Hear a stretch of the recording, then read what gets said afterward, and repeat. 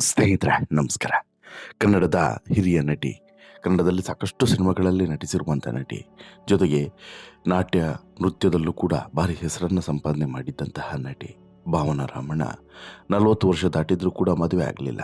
ಆದರೆ ಮದುವೆ ಆಗದೇ ತಾನೊಂದು ಮಗುವನ್ನು ಪಡಿಬೇಕು ಅನ್ನುವಂಥ ಕನಸನ್ನು ಕಂಡವರು ಈಕೆ. ತಾನು ಕಂಡಂತಹ ಕನಸಿಗೆ ಈಗ ಅದನ್ನು ಪೋಷಿಸಿ ನೀರೆರೆದು ಸಾಕುವಂಥ ಸಮಯ ಇದು. ಕಾರಣ ಏನು ಅಂತ ಹೇಳಿದ್ರೆ, ಭಾವನಾ ರಾಮಣ್ಣ ಈಗಾಗಲೇ ತಾಯಿಯಾಗಿದ್ದಾರೆ. ಭಾವನಾ ರಾಮಣ್ಣ 2 ಮಗುವಿನ ತಾಯಿಯಾಗಬೇಕಾಗಿತ್ತು. ಆದರೆ ಈಕೆ ಒಂದು ಬಯಸಿದರೆ ದೇವರು ಮತ್ತೊಂದು ಬಗೆದ್ರು. ಸೊ ದಟ್ಟು ಈಗ ಒಂದು ಮಗು ಉಳಿದಿರುವಂಥ ಒಂದು ಹೆಣ್ಣು ಮಗುವನ್ನು ತುಂಬ ಪ್ರೀತಿಯಿಂದ, ತುಂಬ ಮಮತೆಯಿಂದ, ತುಂಬ ಕಾಳಜಿಯಿಂದ ಬೆಳೆಸುವಂಥದ್ದು ರಾಮಣ್ಣನವರ ಜವಾಬ್ದಾರಿ. ಆ ಕೆಲಸವನ್ನು ಭಾವನಾ ರಾಮಣ್ಣ ತುಂಬ ನೀಟಾಗಿ ಮಾಡ್ತಾ ಇದ್ದಾರೆ. ಭಾವನಾ ರಾಮಣ್ಣ ಈಗ ಈ ಮಗುವಿನ ಫೋಟೋವನ್ನು ಕೂಡ ಈಗ ರಿವೀಲ್ ಮಾಡಿದ್ದಾರೆ. ಅದರ ಜೊತೆಗೆ ಆ ಮಗುವಿಗೆ ನಾಮಕರಣವನ್ನು ಕೂಡ ಮಾಡಲಾಗಿದೆ. ಆ ಮಗುವಿಗೆ ಇಟ್ಟಂಥ ಹೆಸರನ್ನು ಕೇಳಿದರೆ ಬಹುಶಃ ನೀವು ಕೂಡ ಪುಳಕಿತರಾಗ್ತೀರಾ. ಹಾಗಾದರೆ ಭಾವನಾ ರಾಮಣ್ಣನವರ ಈ ಮುದ್ದಾದಂತಹ ಮಗುವಿನ ಪ್ರಪಂಚದಲ್ಲಿ ಹೇಗಿದೆ ಅವರ ಜೀವನ?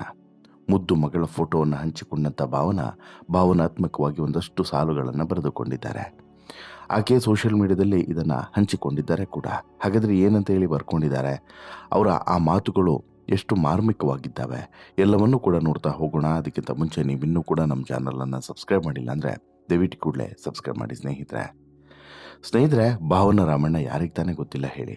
ಕನ್ನಡದ ಸಾಕಷ್ಟು ಸಿನಿಮಾಗಳಲ್ಲಿ ನಟಿಸಿರುವಂಥ ಭಾವನಾ ರಾಮಣ್ಣ ಕನ್ನಡದ ಪ್ರಖ್ಯಾತ ನಟಿಗಳಲ್ಲೊಬ್ಬರು. ಭಾವನಾ ರಾಮಣ್ಣ ಚಂದ್ರಮುಖಿ ಪ್ರಾಣಸಖಿ ಸಿನಿಮಾದಿಂದ ಚಿತ್ರರಂಗದಲ್ಲಿ ಒಂದೊಳ್ಳೆ ಹೆಸರನ್ನು ಸಂಪಾದನೆ ಮಾಡಿಕೊಂಡು ಬಂದಂತಹ ನಟಿ. ಅವತ್ತಿನಿಂದ ಇವತ್ತಿನವರೆಗೂ ಕೂಡ ಆಕೆ ಅಭಿನಯಿಸಿದಂತಹ ಸಾಕಷ್ಟು ಪಾತ್ರಗಳು ಪ್ರತಿಯೊಬ್ಬರನ್ನು ಕೂಡ ಸೆಳೆಯುವಂಥ ಪಾತ್ರಗಳೇ. ಪ್ರತಿಯೊಂದು ಪಾತ್ರದ ಆಯ್ಕೆಯ ಹಿಂದೆಯೂ ಕೂಡ ಸಾಕಷ್ಟು ಆಲೋಚನೆಗಳಿರ್ತವೆ.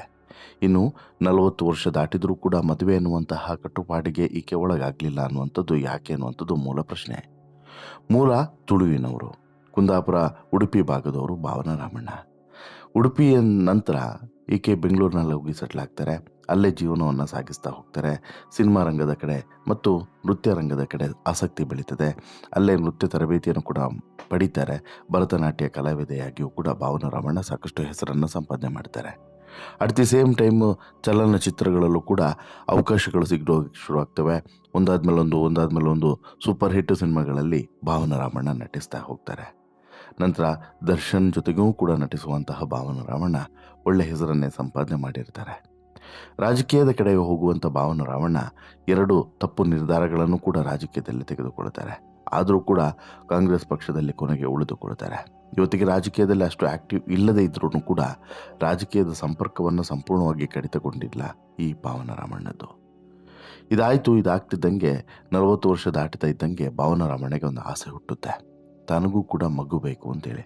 ಆದರೆ ಈಕೆ ಮಗುವನ್ನು ಪಡಿಬೇಕು, ಮದುವೆ ಮಾತ್ರ ಆಗಬಾರ್ದು ಅನ್ನುವಂತಹ ನಿರ್ಧಾರಕ್ಕೆ ಬಂದುಬಿಡ್ತಾಳೆ.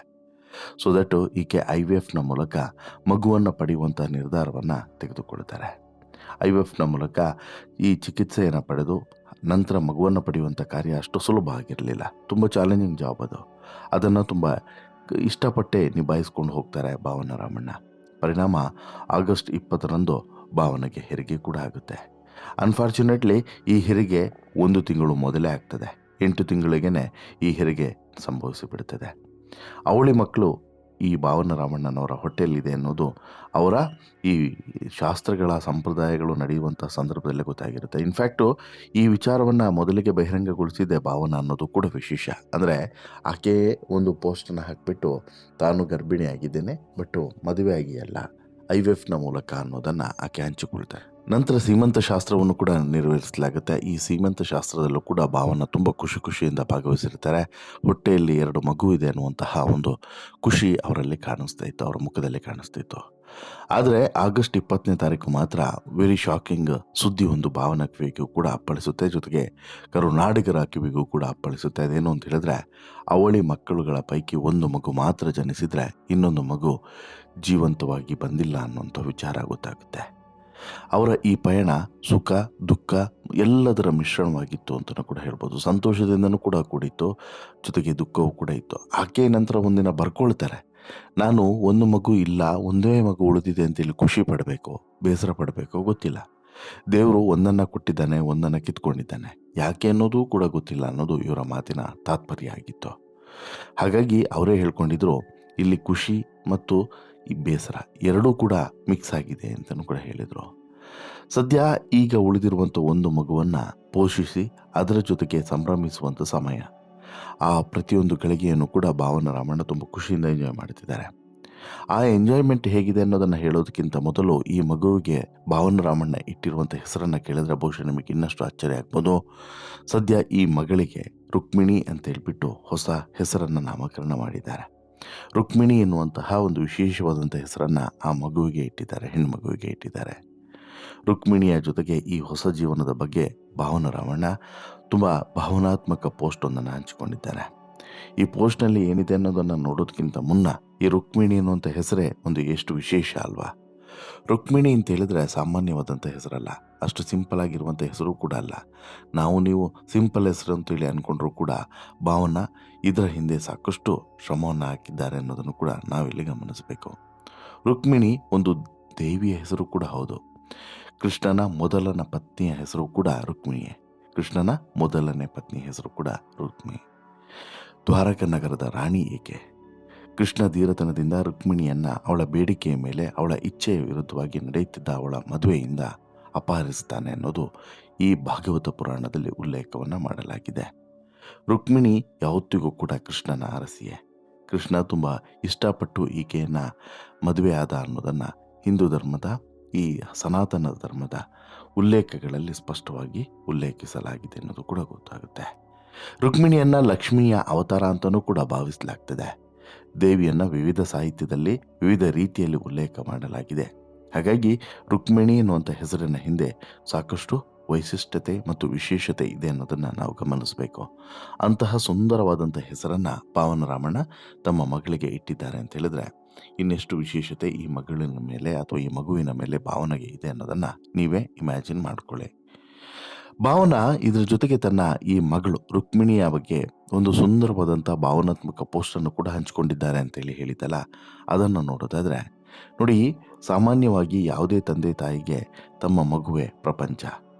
ಅದು ಕೆಟ್ಟ ಮಗು ಆಗಿರಲಿ, ಒಳ್ಳೆ ಮಗು ಆಗಿರಲಿ, ಅಥವಾ ಮಗುವಿಗೆ ಏನೇ ಸಮಸ್ಯೆಗಳಿರಲಿ, ಯಾವ ತಂದೆ ತಾಯಿಯೂ ಕೂಡ ಅವುಗಳನ್ನು ಬೀದಿಗೆ ಹಾಕೋದಿಲ್ಲ. ಅದರಲ್ಲೂ ಕೂಡ ಭಾವನ ರಾಮಣ್ಣಗೆ ಇಲ್ಲಿ ತಂದೆ ಇಲ್ಲದೆ IVFನ ಮೂಲಕ ಈ ಮಗು ಜನಿಸಿರುವಂಥದ್ದು.